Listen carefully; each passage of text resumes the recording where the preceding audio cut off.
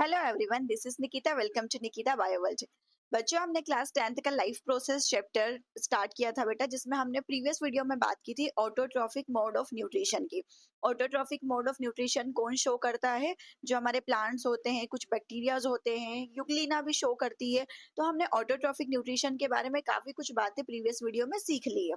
आज के सेशन में बात करेंगे हम हेटेरोट्रॉफिक न्यूट्रिशन के बारे में, या फिर जिसको हम क्या कहते हैं, परपोषी पोषण। यानी कि जब कोई ऑर्गेनिज्म किसी दूसरे पर डिपेंडेंट होता है अपने न्यूट्रिशन के लिए। तो परपोषी ये जो न्यूट्रिशन होता है, हेटेरोट्रॉफिक न्यूट्रिशन ये होता है। इसमें हम अलग अलग टाइप के ऑर्गेनिजम्स की बात करेंगे। यहाँ पर कुछ यूनिसेल्युलर ऑर्गेनिज्म की बात करेंगे, एक कोशी के जीव कैसे अपना भोजन कंज्यूम करते हैं, अपना फूड कैसे कंज्यूम करते हैं। एंड हम लास्ट में बात करेंगे ह्यूमंस के बारे में कि एनिमल के अंदर न्यूट्रिशन कैसे कैसे शो होता है। चलो स्टार्ट करें। हेटेरोट्रॉफिक न्यूट्रिशन की सिंपल सी डेफिनेशन वही है, organism depends on other plants और एनिमल्स। यानी कि कोई ऑर्गेनिज्म अपने फूड के लिए किसी प्लांट पर भी डिपेंड हो सकता है, किसी एनिमल पर भी डिपेंड हो सकता है। किस चीज के लिए डिपेंड है? अपने न्यूट्रिशन के लिए, अपने फूड के लिए। जीव अपने भोजन के लिए दूसरे जीवों पर निर्भर रहते हैं, स्वयं अपनी ऊर्जा का निर्माण नहीं कर पाते। यानी कि खुद से अपने लिए वो एनर्जी फॉर्म नहीं कर पाते हैं, दैट्स वाई वो दूसरों पर डिपेंड होते हैं। अब उसमें एग्जाम्पल कौन आते हैं? हम एनिमल्स यानी कि ह्यूमंस तो है ही है, इसके अलावा भी बहुत सारे ऑर्गेनिज्म होते हैं। जो हमने बात की बेटा हेटेरोट्रॉफिक न्यूट्रिशन, यानी किसी दूसरे प्लांट पर या दूसरे एनिमल पर डिपेंड रह करके अपना फूड उनसे डिराइव करना। इसमें कई सारे टाइप्स होते हैं। जैसे ऐसा तो होता नहीं है कि सिर्फ आप प्लांट को ही कंज्यूम करते हो एज अ फूड, या फिर कोई ऑर्गेनिज्म ऐसा भी नहीं है कि सिर्फ और सिर्फ एनिमल को ही कंज्यूम करता है। बहुत सारे ऑर्गेनिज्म ऐसे होते हैं जो डेड एंड डिकेइंग मटेरियल से अपना फूड कंज्यूम करते हैं। यानी कि जो छोटे छोटे अपने से कीड़े मकोड़े इंसेक्ट देखे होंगे, अर्थवर्म देखा होगा, जो डेड एंड डिकेइंग यानी कि कोई डेड बॉडी होती है उसके ऊपर ग्रो करता है। जैसे आपने कई बार देखा होगा, जो डंग होता है, काउ डंग हो गया, या फिर जो कैटल्स होते हैं उनका जो वेस्ट मटेरियल होता है उसके अंदर भी बहुत सारे इंसेक्ट होते हैं। यानी कि वो भी किसी डेड एंड डिकेइंग जगह से अपना क्या ले रहे हैं? न्यूट्रिशन ले रहे हैं। इसके अलावा भी कई सारे और टाइप होते हैं न्यूट्रिशन के, तो उनको हम सब उन सबको हम किसके अंदर पढ़ते हैं? हेटेरोट्रॉफिक न्यूट्रिशन के अंदर। देखो पहला टाइप क्या है हमारे पास? Saprotrophic nutrition. सेप्रोट्रॉफिक न्यूट्रिशन का मतलब क्या होता है बेटा? हिंदी में भी आप यही याद रखोगे, सेप्रोट्रॉफिक न्यूट्रिशन। ऐसे ऑर्गेनिज्म बेटा क्या करते हैं? अपना न्यूट्रिशन ऑब्टेन करते हैं from dead and decaying organic matter. यानी कि जो सड़ी गली चीजें होती है, यानी कि किसी ऑर्गेनिज्म की, मान लो किसी एनिमल की डेथ हो गई तो उसके ऊपर ये ग्रो कर जाएंगे।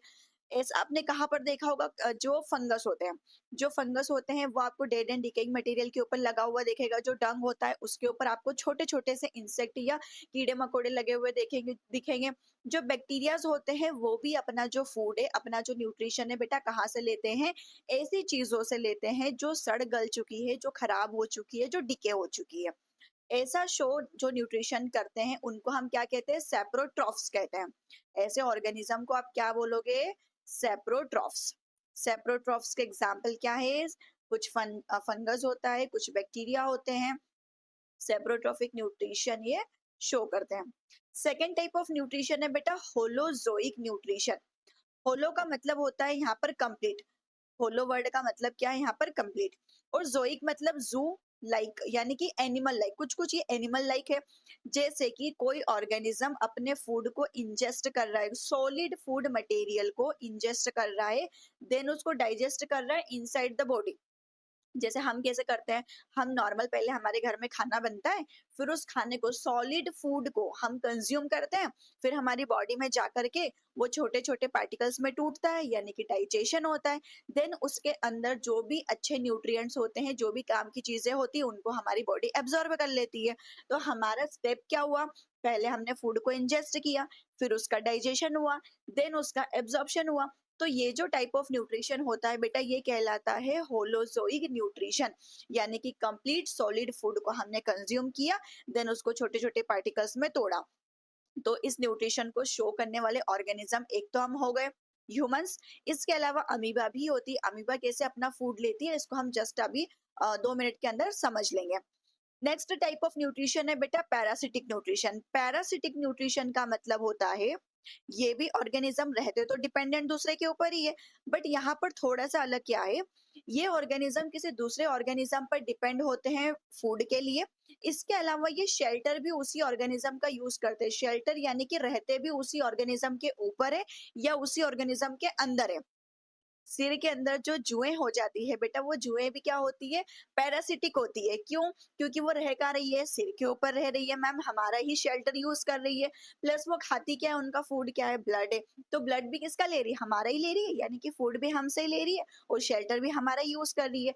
तो कोई ऑर्गेनिज़्म बेटा जो दूसरे की बॉडी के अंदर रहता हो, दूसरे की बॉडी के ऊपर रहता हो, खाना भी उसी से लेगा और उसके अलावा शेल्टर भी, रहने का प्लेस भी उसी से लेगा, ऐसा ऑर्गेनिज़्म क्या कहलाता है? पैरासिटिक ऑर्गेनिज्म कहलाता है। और इस टाइप ऑफ न्यूट्रिशन को हम क्या कहते हैं? पैरासिटिक न्यूट्रिशन या परजीवी पोषण जिसे कहा जाता है। डेफिनेशन रीड करो।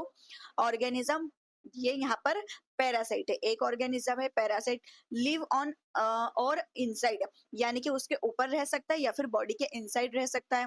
Body of another living organism, जिस ऑर्गेनिज्म की बॉडी के ऊपर रह रहे हैं बेटा, उसको हम कहते हैं होस्ट। जो ऑर्गेनिज्म ऊपर रह रहा है वो क्या कहलाता है? पैरासाइट कहलाता है। तो पैरासाइट होस्ट रिलेशन भी यहाँ पर आप बोल सकते हो। पैरासाइट रहने वाला जो चीज लेगा और होस्ट जो चीज देने वाला है, जिसके ऊपर कोई ऑर्गेनिज्म रह रहा है। तो ये हो गया न्यूट्रिशन का एक टाइप। अभी तक हमने 3 टाइप ऑफ न्यूट्रिशन पढ़ा। पहला हमने पढ़ा होलोजोइक, के पहले हमने कौन सा देखा? सेप्रोट्रॉफिक, फिर देखा होलोजोइक और तीसरा देखा पैरासिटिक न्यूट्रिशन। अब ये जो पैरासिटिक न्यूट्रिशन शो कर रहे हैं उसके एग्जाम्पल आप याद रखोगे। एक है हमारे पास टैपवर्म, जिसको फीता कृमि कहते हैं। कुछ ऐसा दिखाई देता है बेटा टैपवर्म, या फर्स्ट इमेज जो आपको दिखाई दे रही है। कहाँ रहता है? ये हमारी इंटेस्टाइन के अंदर भी रह सकता है बेटा, हमारी बॉडी के अंदर ये रहता है। ह्यूमंस की बॉडी के अंदर जो छोटी आंत बड़ी आंत होती है, तो ये इंटेस्टाइन में मिलता है टैपवर्म। एस्केरिस कहाँ पर मिलता है? एस्केरिस ये हमें मिलता है नॉर्मल सॉइल के अंदर, ये प्रेजेंट होता है, सॉइल में, मिट्टी में रहता है। लेकिन ये भी कैसा होता है? पैरासाइट होता है। तो कई बार ये क्या होता है कि ह्यूमंस के अंदर भी मिल जाएगा। जो गट होती है, गट के अंदर भी ये मिल जाता है। गोलक्रमी इसको कहा जाता है। जो जू की मैंने बात की, जुएं जो हो जाती है, लाइस हो जाती है, ये आपको दिखाई दे रही है। ठीक है, ये इनका मैग्नीफाइड व्यू है बेटा। माइक्रोस्कोप से जब देखते हैं तो कुछ ऐसी ये दिखाई देती है। एक आपने टिक सुना होगा, जैसे ये वाली जो जू होती है, ये तो ह्यूमंस के अंदर सिर में होती है। ये जो टिक होता है ना बेटा, ये भी बॉडी के ऊपर अटैच हो जाता है। ये टिक ऐसा यहाँ से, अब इसके डंक के थ्रू ये क्या करता है?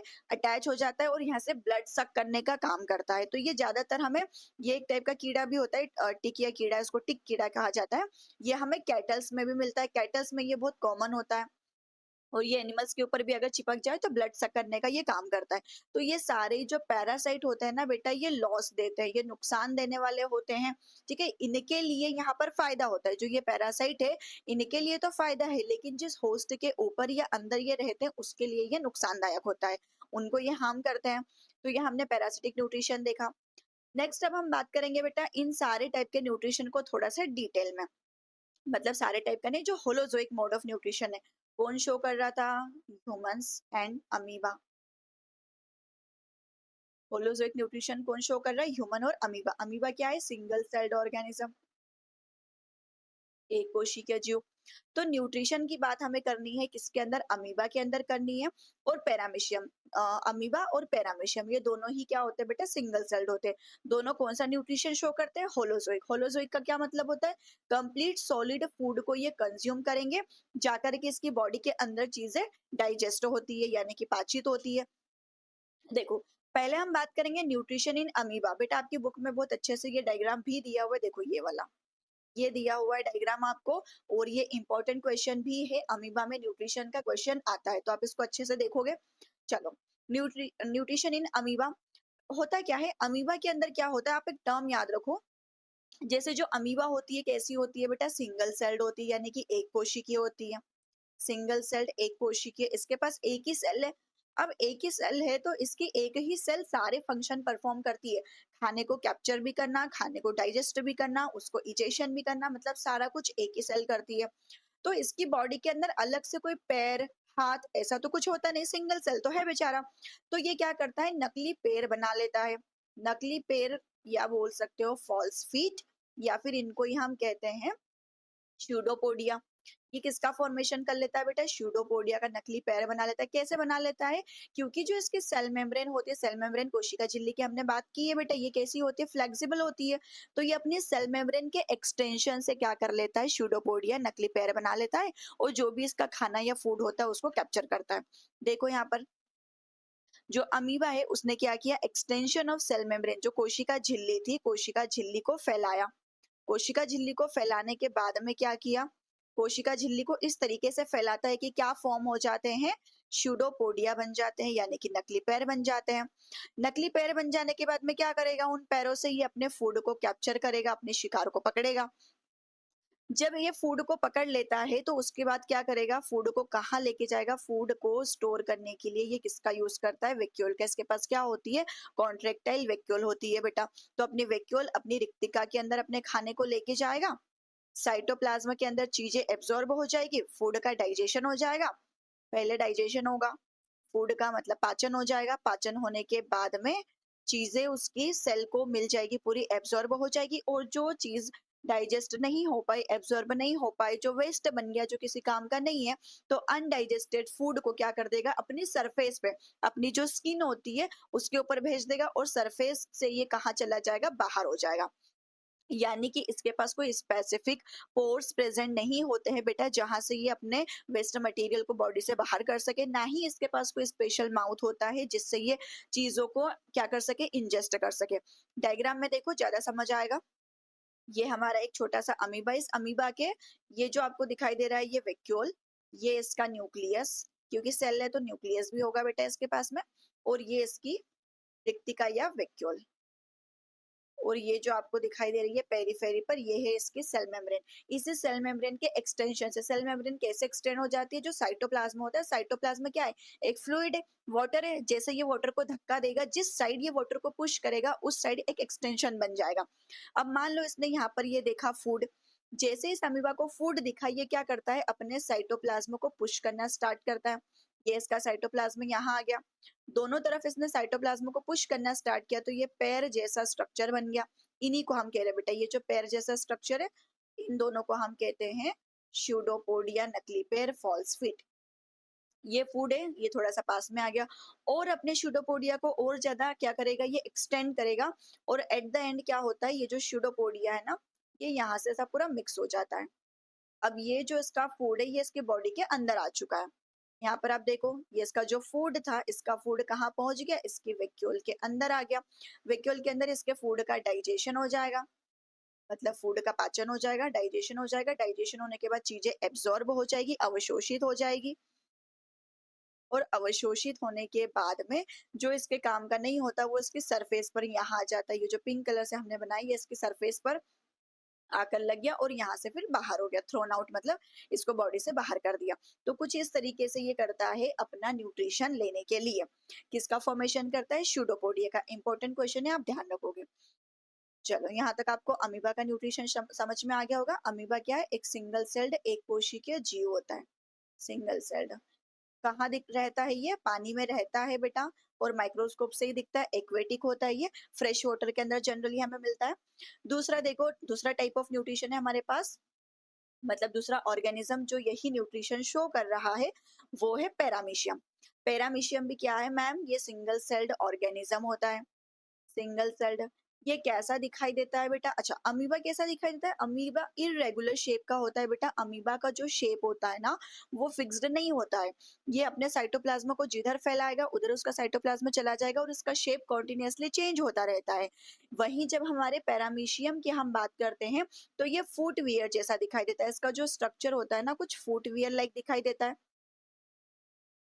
फुटवियर, अब एग्जैक्ट कंपेयर मत करना फुटवियर से, ठीक है, लेकिन ये इसका जो स्ट्रक्चर होता है कैसा दिखाता है? फुटवियर के जैसा दिखाई देता है। ये जो पैरामीशियम होता है, इसकी एक स्पेशलिटी ये होती है बेटा, इसके पास दो न्यूक्लियस होते हैं। जनरली कितने न्यूक्लियस होते हैं? सेल के पास एक न्यूक्लियस, लेकिन इसके पास कितने न्यूक्लियस है? कितने केंद्र के? दो होते हैं। ठीक है, दो न्यूक्लियस होते हैं तो उसको बाइन्यूक्लिएट कंडीशन कहते हैं। अब ये जो पैरामीशियम है, सिंगल सेल्ड ऑर्गेनिज्म है, फिक्स्ड शेप का होता है। बात कर ली हमने किस शेप का होता है? फुटवियर शेप का ये होता है।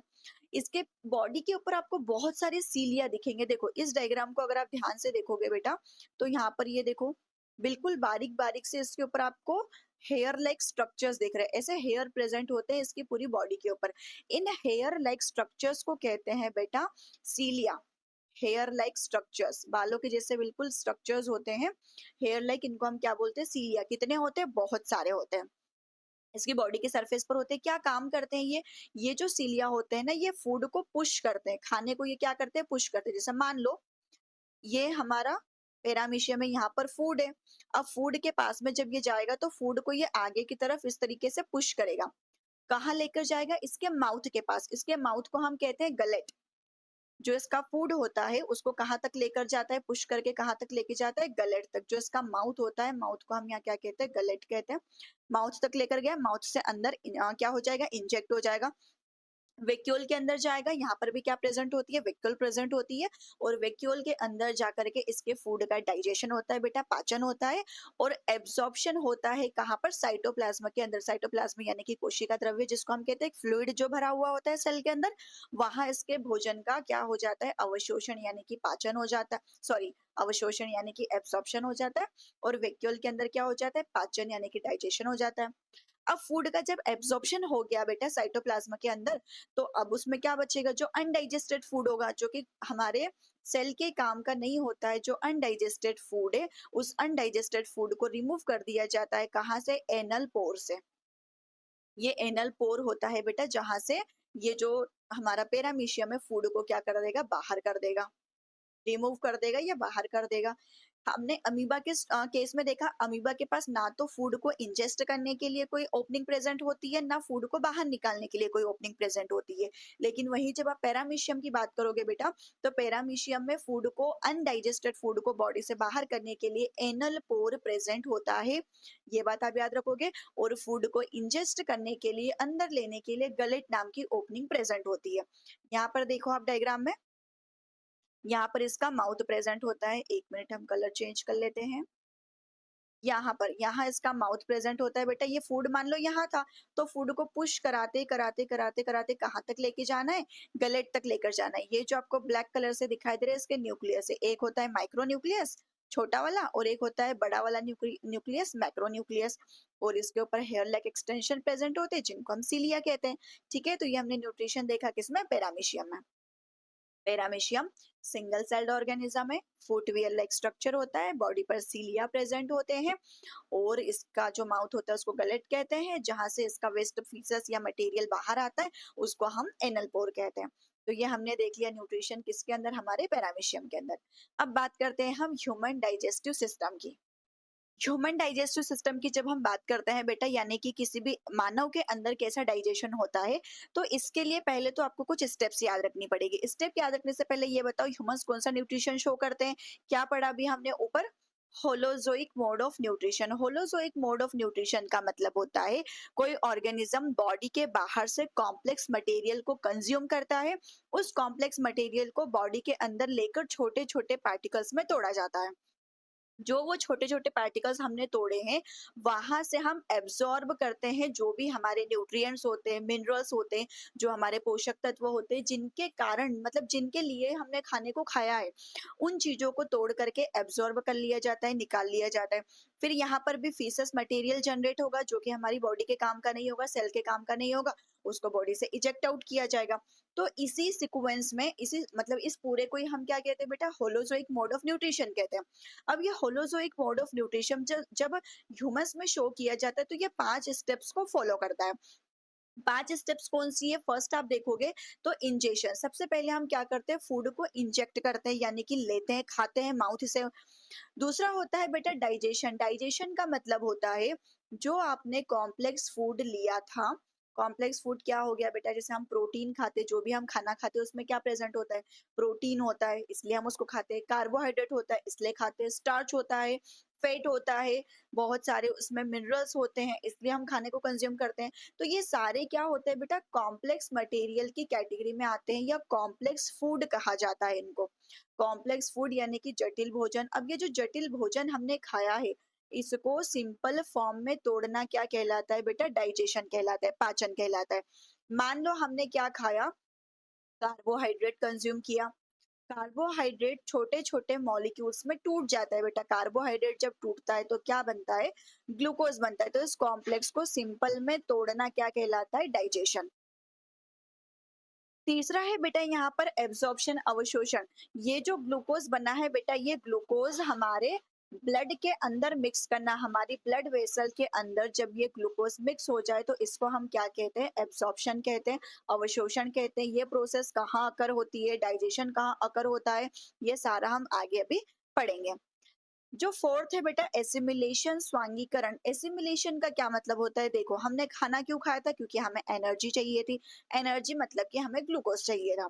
ग्लूकोज हमने निकाल लिया खाने से, लेकिन ये ग्लूकोज एक्चुअल में हमें चाहिए, मतलब किसको चाहिए बेटा, सेल को चाहिए। हमारी बॉडी किससे मिलकर के बनी हुई है, सेल से, कोशिकाओं से। तो हर एक सेल हमारी बॉडी की काम कर रही है।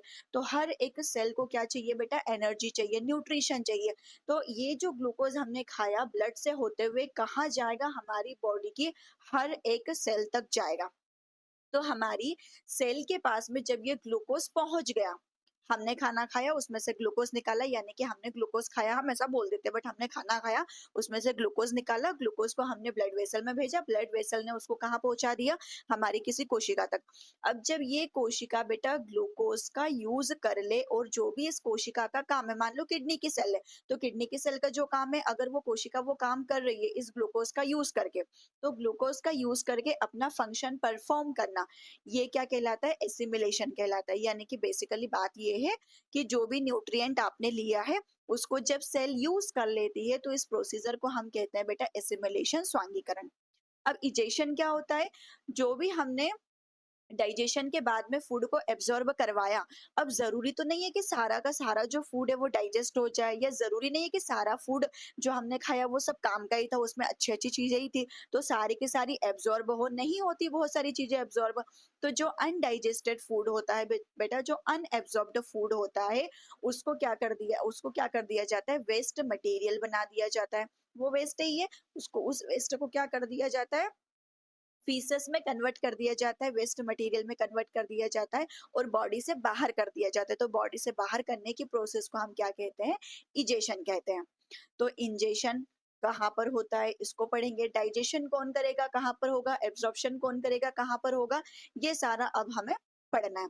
देखो यहाँ जो आप डायग्राम देख पा रहे हो, ये किसका है, डाइजेस्टिव सिस्टम का डायग्राम है। एक ह्यूमन के डाइजेस्टिव सिस्टम में मेजर मेजर कौन से ऑर्गन होते हैं, ये आप ऑलरेडी जानते हो, तो आप इस डायग्राम को देखोगे और अपने मन से लेवल करने की कोशिश करोगे। वीडियो को पॉज करके यहीं पे लेवल करो, ठीक है। चलो अब हम समझते हैं ह्यूमन डाइजेस्टिव सिस्टम को। ह्यूमन डाइजेस्टिव सिस्टम में बेटा स्टार्ट होता है हमारा डाइजेस्टिव सिस्टम कहाँ से, बक्कल कैविटी से। बक्कल कैविटी, मुख गुहा जिसको हम कहते हैं। माउथ के अंदर क्या क्या चीजें प्रेजेंट होती है, टीथ होते हैं और टंग प्रेजेंट होती है, सलाइवरी ग्लैंड प्रेजेंट होती है, लार ग्रंथि, जिस भी ऑर्गन का मैं नाम ले रही हूँ आप डायग्राम में देखते जाओ। सलाइवरी ग्लैंड प्रेजेंट होती है, लार ग्रंथि जिसको हम कहते हैं, टीथ प्रेजेंट होती है, टंग प्रेजेंट होती है। ये तीनों पार्ट होते हैं बेटा हमारे मुख गुहा के, यानी कि बक्कल कैविटी के। दूसरा ऑर्गन आपको ये जो इलोंगेटेड ट्यूब दिखाई दे रही है, इसको हम कहते हैं बेटा ईसोफेगस, या ग्रेसिका जिसको कहा जा सकता है। फूड पाइप भी इसी को हम कहते हैं। इस ईसोफेगस को ही क्या कह सकते हैं बेटा हम, फूड पाइप, जिसके अंदर फूड यहाँ से कंज्यूम होने के बाद में यहाँ एंटर करेगा। इसके बाद में जो थर्ड हमारा ऑर्गन दिखाई दे रहा है आपको बेटा, ये है लीवर। लीवर डाइजेशन में मतलब डाइजेस्टिव सिस्टम का पार्ट हम इसको एक्चुअली नहीं मानते हैं। ये बाइल जूस सिक्रेट करता है, जो बाइल जूस डाइजेशन में हेल्प करता है। बट हम जब हम डाइजेस्टिव सिस्टम के नाम लिखते हैं तो उसमें हम लीवर का और पेनक्रियास का नाम नहीं लिखते हैं। यकृत हो गया, लीवर लार्जेस्ट एंड ग्लैंड होती है ये हमारी बॉडी की। इसके अलावा ये आपको दिखाई दे रहा है स्टमक, अमाशय, डाइजेशन में बहुत मेजर रोल प्ले करता है। इसके बाद पित्ताशय, गॉल ब्लैडर जिसको हम कहते हैं। लीवर, गॉल ब्लैडर, पेनक्रियाज, ये तीनों ही डाइजेशन में रोल प्ले करते हैं, बट डायरेक्टली हम इनको डाइजेस्टिव सिस्टम का पार्ट नहीं मानते हैं। इसके बाद में पित्ताशय ये हो गया, फिर आती है हमारी स्मॉल इंटेस्टाइन, स्मॉल इंटेस्टाइन के बाद आती है लार्ज इंटेस्टाइन, और साइड में यहाँ पर प्रेजेंट होती है बेटा अपेंडिक्स, वर्मिफॉर्म अपेंडिक्स जिसको हम कहते हैं, वेस्टिजुअल जिसको मानते हैं, बट इससे रिलेटेड कुछ फैक्ट है जिनको अपन आगे बात करेंगे। रेक्टम एंड एनस के द्वारा जो भी अनडाइजेस्टेड फूड होता है वो बॉडी से बाहर हो जाता है। तो ये तो हमने जस्ट लेबल किया, जो हमारा डायग्राम है उसको सिर्फ और सिर्फ हमने क्या किया है, लेबल किया है। देखो यहाँ पर टीथ प्रेजेंट है, टीथ के भी वैसे आप डिटेल में पढ़ते हो 11th क्लास में, टीथ के भी टाइप्स होते हैं, लाइफ में 2 बार आते हैं, कौन से आते हैं, कितनी बार आते हैं, ये सब आप 11th क्लास में पढ़ते हो। फिर ये जो टंग आपको दिखाई दे रही है बेटा, एक मस्कुलर ऑर्गन होती है, जो कि क्या काम करती है, हमारे फूड को क्या करती है, रोल करती है, एक तरीके से सलाइवा के साथ मिक्स करती है। सलाइवरी ग्लैंड क्या करती है, सलाइवा का सिक्रेशन करती है। तो ये तो हमने किया बेटा, सारे जो भी हमारे ऑर्गन्स है, हमारे डाइजेस्टिव सिस्टम का जो भी पार्ट है, उन सबको अभी हमने सिर्फ और सिर्फ लेवल किया।